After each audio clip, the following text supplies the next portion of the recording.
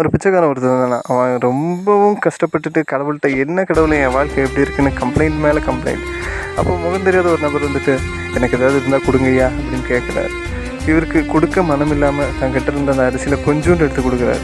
அவருக்கு என்ன ஒரு ஆச்சரியம், திடீர்னு அந்த பேக்கை பார்க்கும்போது அதில் ஒரு சின்ன கோல்டு காயின். அப்போ தான் இவர் புரிஞ்சுக்கிட்டாரு, கடவுளே நேரடியாக வந்து நமக்கு கொடுக்க ஆசைப்பட்டப்போ எனக்கு கொடுக்க மனம் இல்லையேன்னு.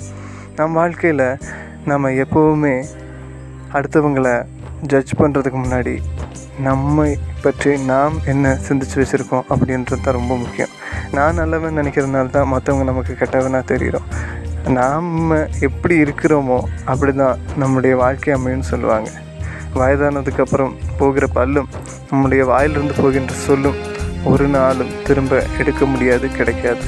எனவே நல்லதை நினைப்போம், நல்லதே நடக்கும். ஆமீன்.